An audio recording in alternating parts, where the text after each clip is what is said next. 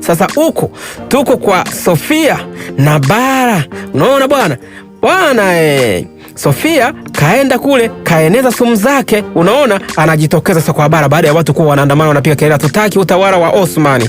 Sasa Bara anaongea na wananchi maana anamuona Sofia anajitokeza akasema kumbe ni wewe mshenzi. Kumbuka Sofia ana hasira na Bara na Bara pia na hasira na Sofia kwa sababu amemuumiza Halima. Anajua na mwaka mwambia oya, unajua Halima hajafa yuko hai. Sofia anasemaje? Akasema ndio yuko hai. Baba zikaanza kutembea panga pale wakapigana ile kinoma noma. Unaona tunarudi huku sasa kwa Mzee Gazi. Sasa Byzantine bwana, kuna jamaa amejifungia chumbani, wanawatesa wananchi, wanawapiga watoto, wanawapiga wanawake, unaona wengine wanawabaka. Sasa bwana Mzee Gazi akakuta hayo mambo, ikabidi awachangamkie wale jamaa wa Byzantine wale maaskari wa Claudius, akawapiga wote na kuambia wananchi kuanzia sasa hivi mtaishi kwa amani, mtaishi kwa uhuru, msiwe na wasiwasi, msiwe na hofu chini ya utawala wa Osmani.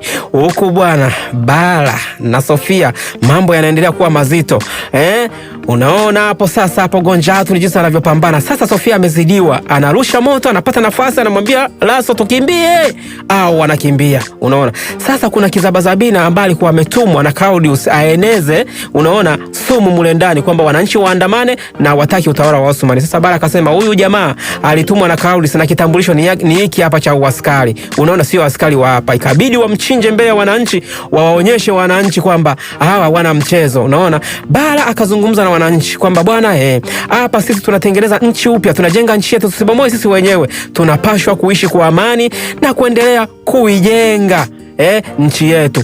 Wote wakatupa mapanga chini, silaha chini, maisha yakaendelea. Tunarudi kwa bwana Yeti. Baada ya vita kushinda pale, wameshinda kina Osmani, zinaletwa mali ambazo walikuwa wanawanyang'anya wananchi pale, dhahabu, unaona vito vya dhahabu, vikombe pale vya dhahabu.